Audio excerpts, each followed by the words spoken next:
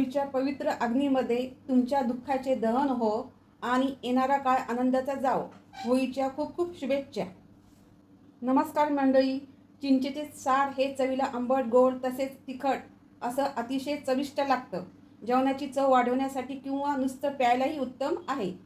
चला तर मग पटकन साहित्य पाहूया.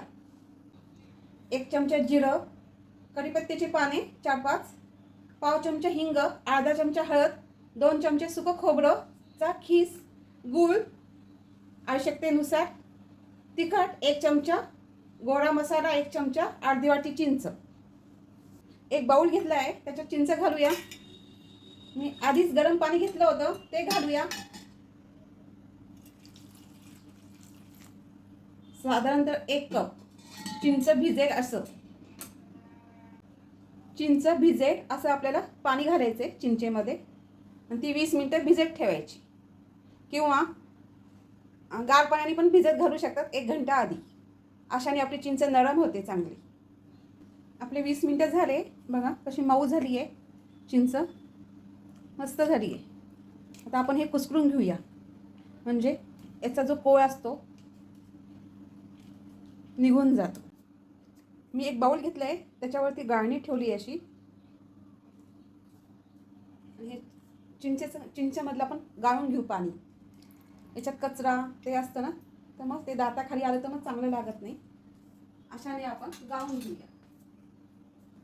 हे बघा, चिंच मऊ पडल्यामुळे तर बी असतं ते पण निघाले, तुम्ही बघू शकतात. अशा पद्धतीने आपण काढून घेऊया सगळं. गॅसवर आपण कढई ठेवली आहे आणि गॅस आपण लाईटरने चालू केला आहे. पाव चमचा तेल घालूया. तेलाऐवजी तुम्ही तूप पण घालू शकता. पण जिरं घालूया, कढीपत्ता घालूया, धुवून घेतला आहे. गॅस मिडियमच करायचा. हिंग घालूया,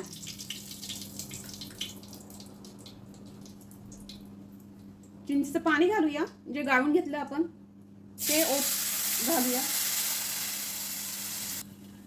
2 कप साधं पाणी घालूया.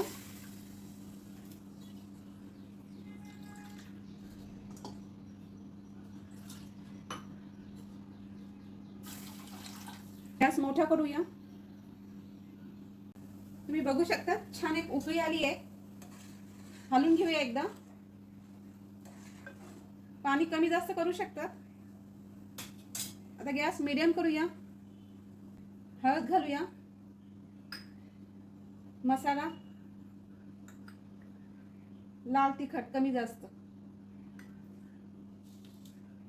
चवीनुसार मीठ आणि गूळ चवीपुरता. परत एकदा मिक्स करून घेऊया. हा सार मस्त लागतो, प्यायला पण खूप छान लागतो आणि खायला पण मस्त लागतो. छान टेस्ट, गोड आंबटची चव येते आणि प्यायला पण खूप छान आहे. कधीतरी आपण टमाट्याचं सूप करतो ना, अशा वेळेस आपण हा चिंचेचा सार केला ना तर चव छान येते. 5 मिनिटं चांगलं शिजून घेऊया मीडियम गॅसवरती, म्हणजे हे आपले सगळे मसाले त्या पाण्यामध्ये मिक्स होतील आणि त्यांनी चव वाढेल आपली. तिखट कमी जास्त करू शकता. पाणी अजून घालायचं असेल तर तुम्ही घालू शकता. रंग पण बघा सुरेख आला आहे, तवंग आला आहे. आणि एकदा हलवून घेऊया.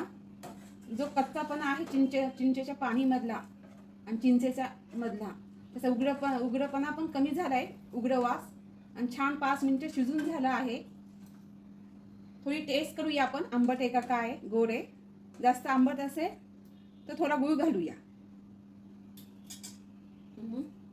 थोडासा गूळ घालू आपण, थोडं आंबट होतं. आपल्याला कसं गोड आंबट अशी चव पाहिजे छान.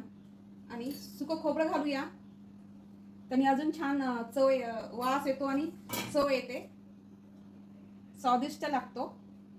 आणि चिरलेली कोथिंबीर घालूया. फोडणी घातल्यामुळे सार सूप मस्त झालंय आपलं. चिंचेचं सूप या चिंचेचं सार 1 मिनिट शिजून घेऊया. बघा कलरफुल दिसतंय. आपला 1 मिनिट झाला आहे आणि मस्त दाटसरपणा आला आहे सूपला. आता अशा वेळेस गॅस बंद करूया. हे झालं आपलं चिंचेचं सार तयार. एक बाउल घेतलं आहे, त्याच्यात आपल्याला चिंचेचं सार घालायचं.